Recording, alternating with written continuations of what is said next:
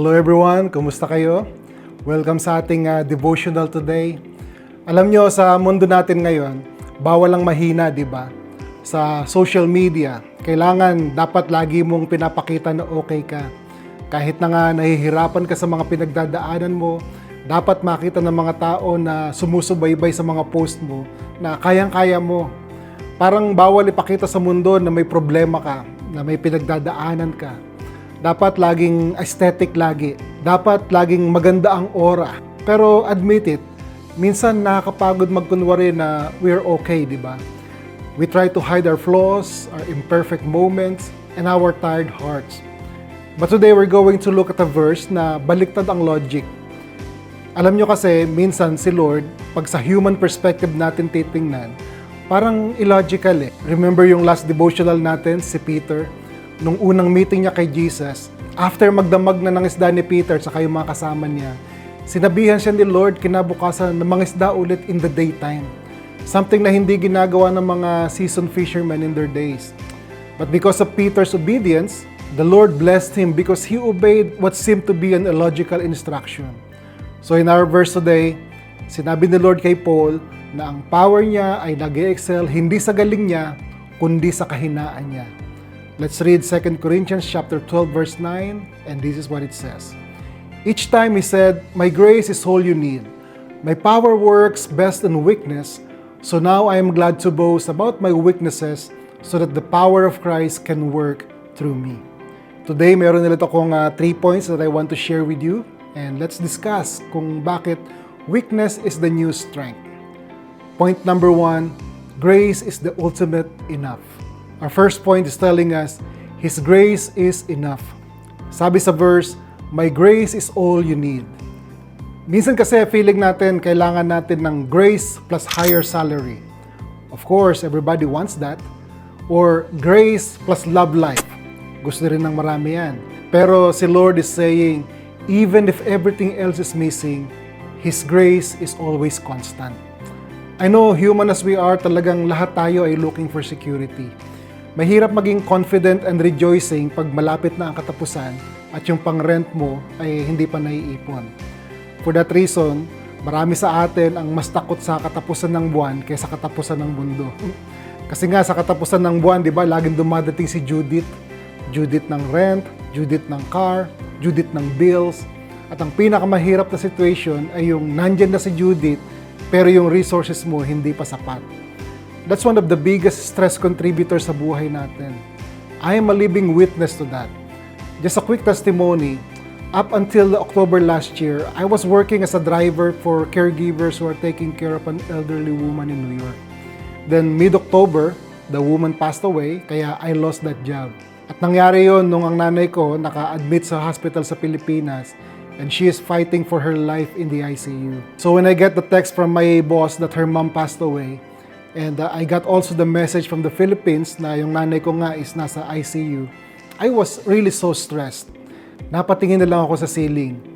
And suddenly, my wife, who as you all know is facing her own health situation as well, she's the one who reminded me that time and again, we have proven that God is our provider. He hasn't failed then, He will not fail now. It's not easy to trust in those words at that moment, pero yun lang ang pwede kong panghawakan. And true enough, the Lord got us through. Nagkaroon ako ng work for a short period of time in November as a caregiver, but nawala din because the client passed away. Nakalipas ang 2025, I don't have a job for 2 months, but miraculously, God did not let us down. Hindi kami nagutom, hindi ako nangayayat. In fact, kailangan ko nga magpapayat ngayong 2026 eh. Wait lang, dadating tayo dyan.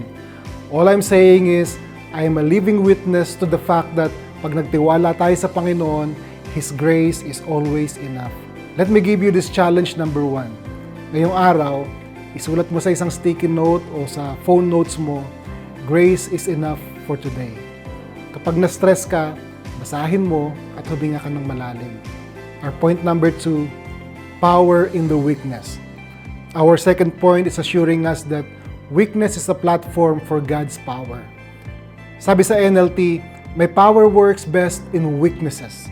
Imagine a flashlight. Mas kitang-kitang liwanag nito kapag madilim, di ba? Subukan mo na gumamit ng flashlight sa katanghaliang tapat. Hindi ka lang magmumukhang ewan, but importantly, you will be wasting a tool na dapat sana ginagamit mo pag madilim. If we are perfect and strong in our own, people will see us.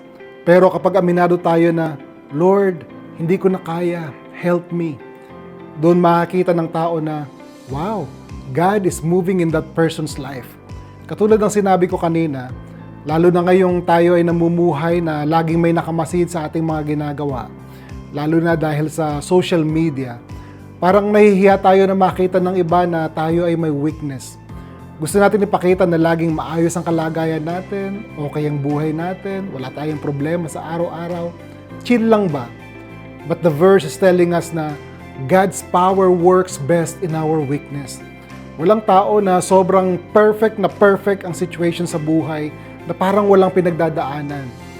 Akala natin if we have all the money that we need, wala na tayong magiging problema. If that is true, then why si Bill Gates ng Microsoft and his wife Melinda have decided to end their marriage? Bakit yung mga personalities ngayon na nasangkot sa mga corruption issues sa Pilipinas, they could not be saved by the money they accumulated over time? All of us, we have our own share of weaknesses, of mistakes. And the good news is, if we acknowledge that we are weak and we ask God to pick us up in the times that we are down, that's when God's power is more dignified. Dahil sa panahon na sinasabi natin, Lord, hindi ko na kaya to, kailangan kita. Hindi niya tayo sinusumbatan, hindi niya tayo sinisisi, bagkus inaabot niya yung kanyang kamay at sinasagip niya tayo. Nagpapadala siya ng mga tao who we can confide with or be a prayer partner with para tulungan tayo sa mga sitwasyon na kinaroroonan natin. And here's my challenge number 2. Be honest with one person today. Sabihin mo, nahihirapan ako rito. Please pray for me. Huwag mong suluhin ang bigat. And our point number 3, boasting with a smile. Our last point challenges us to be glad anyway. Sinabi ni Paul, so now I am glad to boast about my weaknesses. Wait, what? Ipinagmamayabang ang kahinaan? Parang weird, di ba? But Paul isn't saying, yehey, talo ako. He's saying, I'm glad I'm weak because it means Jesus is taking over. It's a shift in perspective. Instead of being ashamed of our struggles, we use them as a testimony of God's faithfulness. It's light, it's freeing, and it takes the pressure off your shoulder.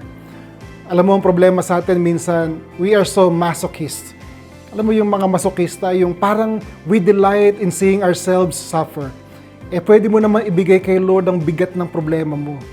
I like what 1 Peter 5:7 says, give all your worries and cares to God, for He cares about you. And that's when you can take pride in your weakness. Dahil alam mo na nung palang mga panahon na mahina ka, hindi pala ikaw yung nagdadala ng mga problema mo. Si Lord pala. Na hindi ka pala inabandonan ng Diyos. Nandyan lang pala siya lagi para sa'yo. O diba, nakaka-proud isipin yun? The King of Kings and the Lord of Lords is carrying you through. Wow, that's a very good insight.